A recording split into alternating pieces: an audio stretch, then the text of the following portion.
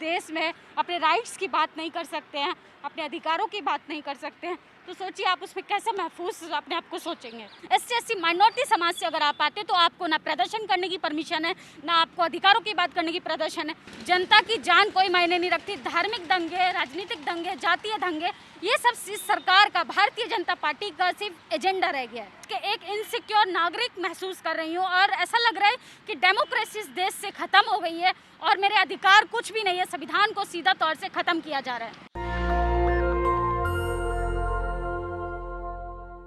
इस वक्त हम अभी त्रिपुरा भवन से निकल रहे हैं। यहाँ थोड़ी देर पहले एक प्रोटेस्ट हो रहा था, आंदोलन हो रहा था, जिसमें हज़ारों की संख्या में लोग जमा होकर जो त्रिपुरा में हिंसा हो रहा है, जो घटना हो रही है, जो जुल्म हो रहा है, उसके खिलाफ लोग आंदोलन कर रहे थे, सरकार के खिलाफ अपना विरोध दर्ज करा रहे थे। हमारे साथ सहयोगी अभी निधि रतन है, जिन्होंने अभी पूरे हालात पे को ढंग से देखा है, उन्होंने स्टोरी की है, वहाँ पर रिपोर्ट किया है, लेकिन उसके बाद अचानक से कह रहे हैं कि इस वक्त हमें देश में रहने में सबसे बड़ा खतरा महसूस हो रहा है। ऐसा क्यों बोल रही हैं आप? जिस तरीके से अभी मैंने अपनी आंखों से मंजर देखा, और एक मंजर मैंने फार्मर प्रोटेस्ट में देखा था कि फार्मर्स के ऊपर किस तरीके से वाटर कैनन की छिड़काव किया जाता है, आंसू गैस के बम उड़े जाते हैं और उन बैरिकेड से चारों दिल्ली को छावनी में तब्दील कर दिया जाता है। लोग सुरक्षित नहीं है, महफूज नहीं है। ये तो कॉन्स्टिट्यूशन राइट्स है सबका कि सड़कों पर आके आंदोलन शांतिपूर्ण हो रहा है तो उसको करने देना चाहिए, लेकिन सरकार की जो नीतियाँ हैं वो जनता के सामने, प्रदर्शनकारियों के सामने सीधा पुलिस को खड़ा कर देती है, ताकि पुलिस में और जनता में भिड़त हो और सरकार के ऊपर कोई सवाल ना करे, सरकार से अपने अधिकारों की बात ना करे। तो इसलिए मुझे डर लग रहा है, और मैं बहुत एक महिला हूँ और जबकि मैं कहने के लिए हिंदू हूँ, लेकिन फिर भी मुझे इस देश में महफूज नहीं समझ पा रही हूँ मैं खुद को, क्योंकि मुझे बहुत डर लग रहा है। जिस देश में अपने राइट्स की बात नहीं कर सकते हैं, अपने अधिकारों की बात नहीं कर सकते हैं, तो सोचिए आप उसमें कैसे महफूज अपने आप को सोचेंगे। देखिए निधि, आप एक महिला हैं और उसमें से भी हिंदू हैं। इस वक्त अभी जो कहा जा रहा है कि कम से कम हिंदू तो महफूज है इस देश में, और ये महफूज लफ्ज़ इतना ज़्यादा प्रचलित हुआ है इस सरकार में, तरह तरह के नैरेटिव गढ़े गए इसको लेकर। आप ये बहुत बड़ा स्टेटमेंट है, आप समझ रही हैं? आप एक हिंदू होकर बोल रही हैं कि देश अभी इस वक्त हम महफूज नहीं है, तो इसका मतलब है कि सच सरकार जो कह रही है, भाजपा सरकार की देश खतरे में है, ये सही बोल रही हैं? देश में हिंदू खतरे में सिर्फ उस टाइम, जिस टाइम सरकार को सिर्फ वोट चाहिए होता है, उस टाइम हम सब हिंदू हैं। अगर हम लोगों को वाकई में हिंदू बनाना है तो सीधा मंदिर का ब्राह्मण बना दीजिए, मंदिर का पुजारी बना दीजिए, लेकिन वही नहीं होगा। SC माइनॉरिटी समाज से अगर आप आते तो आपको ना प्रदर्शन करने की परमिशन है, ना आपको अधिकारों की बात करने की प्रदर्शन है, और आप संवैधानिक तौर से अगर अपना राइट्स भी मांगते हैं तो आप उस चीज़ को भूल जाइए। आप सिर्फ उन्हीं लोगों का देश में रहने का रह गया है इंतज़ाम जो सरकार की चाटुकारिता करेगा। आप अगर ये स्टेटमेंट अगर कोई मुसलमान महिला देती कि देश में रहना अभी हमें असुरक्षित महसूस हो रहा है, या डर लग रहा है, या खतरा महसूस हो रहा है, तो अभी तक उनको उठा लिया जाता या आतंकवादी बता दिया जाता? वही मंजर देखे मेरी रूह कांप गई है कि मुस्लिम लोग प्रोटेस्ट नहीं कर सकते, उनके ऊपर सांप्रदायिक दंगे होते हैं।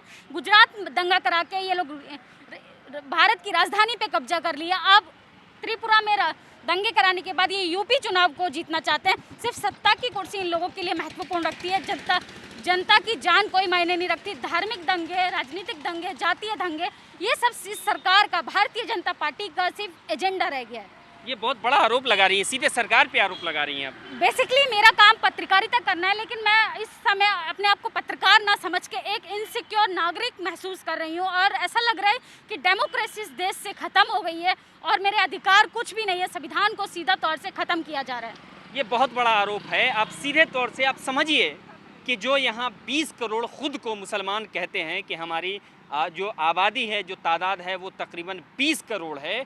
हर मिनट, हर घंटे, हर सेकेंड कहीं ना कहीं किसी न किसी अल्पसंख्यक के साथ जो जुल्म हो रहा है, जो अत्याचार हो रहा है, और यहाँ पे टीवी और अखबार में बैठे हुए लोग जिस तरह से 2 मिनट में खबर चलाते हैं कि ये आतंकवादी है, ये देशद्रोही है, ये पाकिस्तानी है, इनको बांग्लादेश चले जाना चाहिए, और ऐसे में जो शक की नज़र से उनको देखा जा रहा है, चाहे वो प्रशासन हो, सरकार में बैठे हुए लोग हों, या उनका पड़ोसी हो, जो टीवी अखबार ने जो छवि बना दिया है, उस तरह से जो तंज कसते हैं या जो बयानबाजी करते हैं, वो समझिए और महसूस कीजिए कि कितनी दिक्कत होती होगी, उनको सहना या सुनना पड़ता होगा। हमारी सहयोगी निधि रतन की आपने बयान सुना, उनके दर्द को, उनकी तकलीफ़ को, न एक पत्रकार होने की हैसियत से बल्कि एक नागरिक होने की हैसियत से उन्होंने बताया। जो देखा अपने कैमरे की आंखों से, खुद अपने माथे की आंखों से जो देखा है, उन्होंने अपने जज्बात को, अपने भावनाओं को प्रकट किया है, यहाँ पे बताया है। इसलिए नहीं कि ये पत्रकार का काम नहीं है अपने इमोशन को,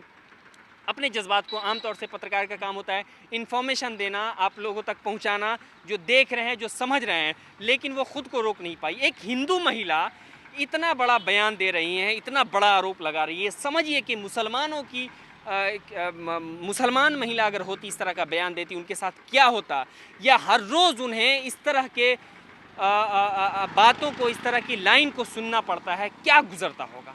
2 मिनट में हम कह देते हैं उनको देशद्रोही, या और पता नहीं किस तरह के नारे, जो नैरेटिव गढ़े जा रहे हैं उसको बना लेते हैं। सरकार में बैठे हुए लोग जो होते हैं इनको गढ़ देते हैं उनका, लेकिन सरकार में बैठे हुए पॉलिटिकल पार्टी हो या उनमें बैठे हुए लोग हो, उनका मकसद सिर्फ एक होता है, सत्ता में आना। अगर सत्ता में है तो सत्ता में बने रहना।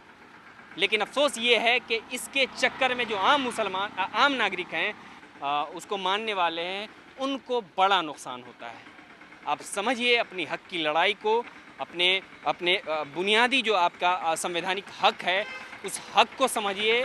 और इस वक्त जो अभी जुल्म हो रहा है, जो अत्याचार हो रहा है, उसको आप समझिए, इसके पीछे की साजिश और पूरे मंशा को समझिए, पूरे खेल को समझिए, शिकार मत होइए। सहयोगी आशीष के साथ मैं जसीम उल हक, नेशनल दस्तक, दिल्ली। नेशनल दस्तक की आपसे गुजारिश है कि अगर इसको बचाना चाहते हैं तो नेशनल दस्तक को सब्सक्राइब करने के लिए रेड कलर के सब्सक्राइब बटन को दबाएं, फिर बेल आइकन की घंटी दबाएं। नेशनल दस्तक को बचाने के लिए बहुत जरूरी है कि हर खबर को शेयर करें, लाइक करें, कमेंट जरूर करें।